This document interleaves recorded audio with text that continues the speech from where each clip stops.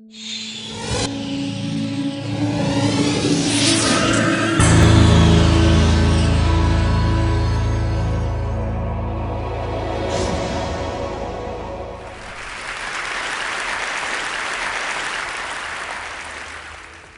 afternoon. There's a medical revolution happening all around us, and it's one that's going to help us conquer some of society's most dreaded conditions, including cancer. And the revolution is called angiogenesis, and it's based on the process that our bodies use to grow blood vessels. So why should we care about blood vessels? Well, the human body is literally packed with them, 60,000 miles worth in a typical adult. End to end, that would form a line that would circle the Earth twice. The smallest blood vessels are called capillaries. We've got 19 billion of them in our bodies. And these are the vessels of life. And as I'll show you, they can also be the vessels of death. Now, the remarkable thing about blood vessels is that they have this ability to adapt to whatever environment they're growing in. For example, in the liver, they form channels to detoxify the blood. In the lung, they line air sacs for gas exchange. In muscle, they corkscrew so that muscles can contract without cutting off circulation. And in nerves, they course along like power lines, keeping those nerves alive. And we get most of these blood vessels when we're actually still in the womb. And what that means is that as adults, blood vessels don't normally grow, except in a few special circumstances. In women, blood vessels grow every month to build the lining of the uterus. During pregnancy, they form the placenta, which connects mom and baby. And after injury, blood vessels actually have to grow under the scab in order to heal a wound. And this is actually what it looks like, hundreds of blood vessels all growing towards the center of the wound. So the body has the ability to regulate the amount of blood vessels that are present at any given time. And it does this through an elaborate and elegant system of checks and balances, stimulators and inhibitors of angiogenesis, such that when we need a brief burst of blood vessels, the body can do this by releasing stimulators, proteins called angiogenic factors, that act as natural fertilizer and stimulate new blood vessels to sprout. And when those excess vessels are no longer needed, the body prunes them back to baseline using naturally occurring inhibitors of angiogenesis. Now, there are other situations where we start beneath the baseline and we need to grow more blood vessels just to get back to normal levels, for example, after an injury. And the body can do that too, but only to that normal level, that set point. But what we now know is that for a number of diseases, there are defects in the system where the body can't prune back extra blood vessels or can't grow enough new ones in the right place at the right time. And in these situations, angiogenesis is out of balance. And when angiogenesis is out of balance, a myriad of diseases result. For example, insufficient angiogenesis, not enough blood vessels, leads to wounds that don't heal, heart attacks, legs without circulation, death from stroke, nerve damage. And on the other hand, excessive angiogenesis, too many blood vessels, drives disease, and we see this in cancer, blindness, arthritis, obesity, Alzheimer's disease. In total, there are more than 70 major diseases affecting more than 1 billion people worldwide that all look on the surface to be different from one another, but all actually share abnormal angiogenesis as their common denominator. And this realization is allowing us to reconceptualize the way that we actually approach these diseases by controlling angiogenesis.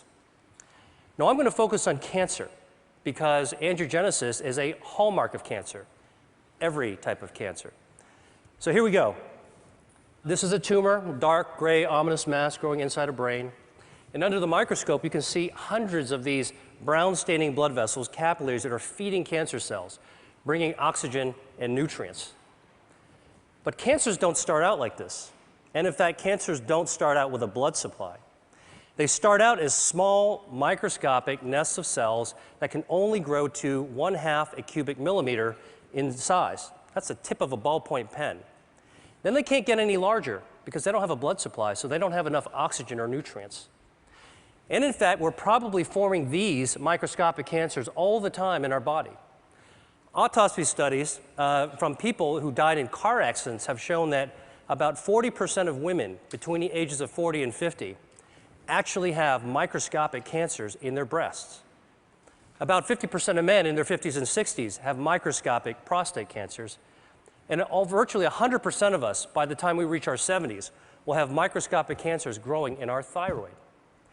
Yet without a blood supply, most of these cancers will never become dangerous. Dr. Judah Folkman, who was my mentor and who was the pioneer of the angiogenesis field, once called this cancer without disease. So the body's ability to balance angiogenesis, when it's working properly, prevents blood vessels from feeding cancers. And this turns out to be one of our most important defense mechanisms against cancer. In fact, if you actually block angiogenesis and prevent blood vessels from ever reaching cancer cells, tumors simply can't grow up. But once angiogenesis occurs, cancers can grow exponentially. And this is actually how a cancer goes from being harmless to deadly. Cancer cells mutate, and they gain the ability to release lots of those angiogenic factors, natural fertilizer, that tip the balance in favor of blood vessels invading the cancer. And once those vessels invade the cancer, it can expand, it can invade local tissues, and the same vessels that are feeding tumors allow cancer cells to exit into the circulation as metastases. And unfortunately, this late stage of cancer is the one at which it's most likely to be diagnosed, when angiogenesis is already turned on and cancer cells are growing like wild. So, if angiogenesis is a tipping point between a harmless cancer and a harmful one, then one major part of the angiogenesis revolution is a new approach to treating cancer by cutting off the blood supply. We call this anti-angiogenic therapy, and it's completely different from chemotherapy because it selectively aims at the blood vessels that are feeding the cancers. And we can do this because tumor blood vessels are unlike normal healthy vessels we see in other places of the body. They're abnormal, they're very poorly constructed, and because of that, they're highly vulnerable to treatments that target them. And in fact, when we give cancer patients anti-angiogenic therapy, here, an experimental drug for a glioma, which is a type of a brain tumor, you can see that there are dramatic changes that occur when the tumor is being starved. Here's a woman with a breast cancer being treated with the anti-angiogenic drug called Avastin, which is FDA approved, and you can see that the halo of blood flow disappears after treatment. Now, I've just shown you two very different types of cancer that both responded to anti-angiogenic therapy. So a few years ago, I asked myself, can we take this one step further and treat other cancers, even in other species? So here is a 9-year-old boxer named Milo who had a very aggressive tumor called a malignant neurofibroma growing on his shoulder. It invaded to his lungs. His veterinarian only gave him 3 months to live. So we created a cocktail of anti-angiogenic drugs that could be mixed into his dog food, as well as an anti-angiogenic cream that could be applied on the surface of the tumor. And within a few weeks of treatment, we were able to slow down that cancer's growth such that we were ultimately able to extend Milo's survival to 6 times what the veterinarian had initially predicted, all with a very good quality of life. And we've subsequently treated more than 600 dogs. We have about a 60% response rate and improved survival for these pets that were about to be euthanized. So let me show you a couple of even more interesting examples. This is a 20-year-old dolphin living in Florida, and she had these lesions in her mouth that, over the course of 3 years, developed into invasive squamous cell cancers. So we created an anti-angiogenic paste. We had it painted on top of the cancer 3 times a week, and over the course of 7 months, the cancers completely disappeared, and the biopsies came back as normal. Here's a cancer growing on the lip of a quarter horse named Guinness. It's a very, very deadly type of cancer called an angiosarcoma, had already spread to his lymph nodes. So we used the anti-angiogenic skin cream for the lip and the oral cocktail so we could treat from the inside as well as the outside. And over the course of 6 months, he experienced a complete remission. And here he is 6 years later, Guinness, with his very happy owner.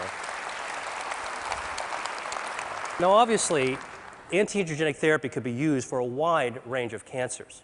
And in fact, the first pioneering treatments for people as well as dogs are already becoming available. There's 12 different drugs, 11 different cancer types, but the real question is, how well do these work in practice? So here is actually the patient survival data from 8 different types of cancer. and the bars represent survival time taken from the era in which there was only chemotherapy or surgery or radiation available. But starting in 2004, when anti-angiogenic therapies first became available, you can see that there has been a 70 to 100% improvement in survival for people with kidney cancer, multiple myeloma, colorectal cancer, and gastrointestinal stromal tumors. That's impressive. But for other tumors and cancer types, the improvements have only been modest. So I started asking myself, why haven't we been able to do better? And the answer to me is obvious. We're treating cancer too late in the game, when it's already established and oftentimes it's already spread or metastasized. And as a doctor, I know that once a disease progresses to an advanced stage, achieving a cure can be difficult, if not impossible. So I went back to the biology of angiogenesis and started thinking, could the answer to cancer be preventing angiogenesis? Beating cancer at its own game, so that cancers could never become dangerous. This could help healthy people, as well as people who have already beaten cancer once or twice and want to find a way to keep it from coming back. So to look for a way to prevent angiogenesis in cancer, I went back to look at cancer's causes. And what really intrigued me was when I saw that diet accounts for 30 to 35% of environmentally caused cancers. Now, the obvious thing is to think about what we could remove from our diet, what to strip out, take away. But I actually took a completely opposite approach and began asking, what could we be adding to our diet that's naturally anti-angiogenic, that could boost the body's defense system and beat back those blood vessels that are feeding cancers? In other words, can we eat to starve cancer? Well, the answer is yes, and I'm going to show you how. And our search for this has taken us to the market, the farm, and to the spice cabinet, because what we've discovered is that Mother Nature has laced a large number of foods and beverages and herbs with naturally occurring inhibitors of angiogenesis. So here's a test system we developed. At the center is a ring from which hundreds of blood vessels are growing out in a starburst fashion. And we can use this system to test dietary factors at concentrations that are attainable by eating. So let me show you what happens when we put in an extract from red grapes. The active ingredient is resveratrol. It's also found in red wine. This inhibits abnormal angiogenesis by 60%. Here's what happens when we add an extract from strawberries. It potently inhibits angiogenesis. An extract from soybeans. And here is a growing list of our anti-angiogenic foods and beverages that we're interested in studying. And for each food type, we believe that there's different potencies within different strains and varietals. And we want to measure this because, well, while you're eating a strawberry or drinking tea, why not select the one that's most potent for preventing cancer? So here are 4 different teas that we've tested. They're all common ones: Chinese jasmine, Japanese sencha, Earl Grey, and a special blend that we prepared. And you can see clearly that the teas vary in their potency from less potent to more potent. But what's very cool is when we actually combine the 2 less potent teas together, the combination, the blend, is more potent than either one alone. This means there's food synergy. Here's some more data from our testing. Now, in the lab, we can simulate tumor angiogenesis, represented here in the black bar. And using this system, we can test the potency of cancer drugs. So the shorter the bar, less angiogenesis, that's good. And here are some common drugs that have been associated with reducing the risk of cancer in people. Statins, non-steroidal anti-inflammatory drugs, and a few others. They inhibit angiogenesis too. And here are the dietary factors going head-to-head against these drugs. You can see they clearly hold their own, and in some cases, they're more potent than the actual drugs. Soy, parsley, garlic, grapes, berries. I could go home and cook a tasty meal using these ingredients. So imagine if we could create the world's first rating system in which we could score foods according to their anti-angiogenic, cancer-preventative properties. And that's what we're doing right now. Now, I've shown you a bunch of lab data, and so the real question is, what is the evidence in people that eating certain foods can reduce angiogenesis in cancer. Well, the best example I know is a study of 79,000 men followed over 20 years, in which it was found that men who consumed cooked tomatoes 2 to 3 times a week had up to a 50% reduction in their risk of developing prostate cancer. Now, we know that tomatoes are a good source of lycopene, and lycopene is anti-angiogenic. But what's even more interesting from this study is that in those men who did develop prostate cancer, those who ate more servings of tomato sauce actually had fewer blood vessels feeding their cancer. So this human study is a prime example of how anti-angiogenic substances present in food and consumed in practical levels can impact on cancer. And we're now studying the role of a healthy diet with Dean Ornish at UCSF and Tufts University on the role of this healthy diet on markers of angiogenesis that we can find in the bloodstream. Now, obviously, what I've shared with you has some far-ranging implications even beyond cancer research, because if we're right, it could impact on consumer education, food services, public health, and even the insurance industry. And in fact, some insurance companies are already beginning to think along these lines. Check out this ad from Blue Cross Blue Shield of Minnesota. And for many people around the world, dietary cancer prevention may be the only practical solution, because not everybody can afford expensive end-stage cancer treatments, but everybody could benefit from a healthy diet based on local, sustainable, anti-angiogenic crops. Now, finally, I've talked to you about food, and I've talked to you about cancer, so there's just one more disease that I have to tell you about, and that's obesity. Because it turns out that adipose tissue, fat, is highly angiogenesis dependent. And like a tumor, fat grows when blood vessels grow. So the question is, can we shrink fat by cutting off its blood supply?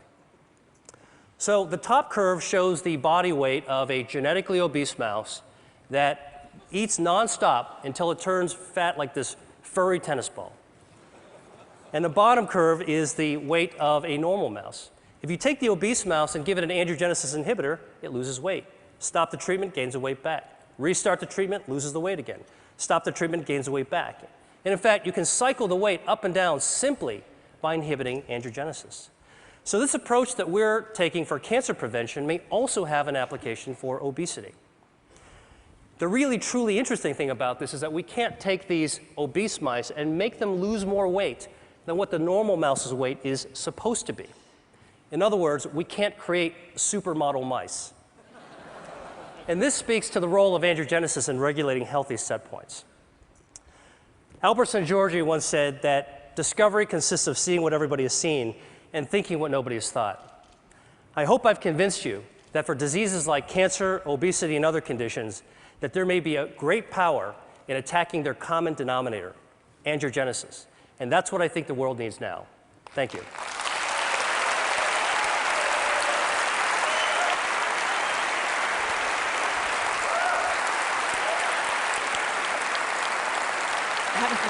So these drugs aren't exactly, they're not exactly in mainstream cancer treatments right now.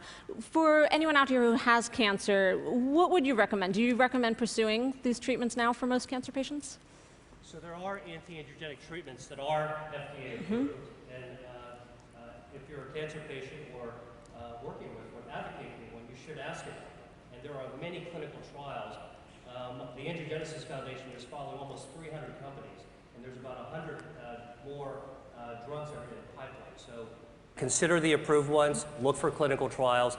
But then between what the doctor can do for you, we need to start asking, what can we do for ourselves? And this is one of the themes that I'm talking about, is we can empower ourselves to do the things that doctors can't do for us, which is to use knowledge and take action.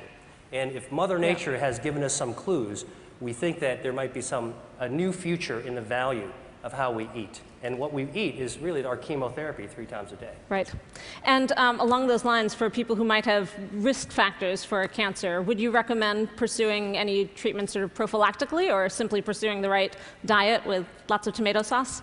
Well, there's abundant epidemiological evidence, and I think in the information age, it doesn't take long to go to a credible source like PubMed, the National Library of Medicine, to look for epidemiological studies for cancer risk reduction based on diet and based on common medications.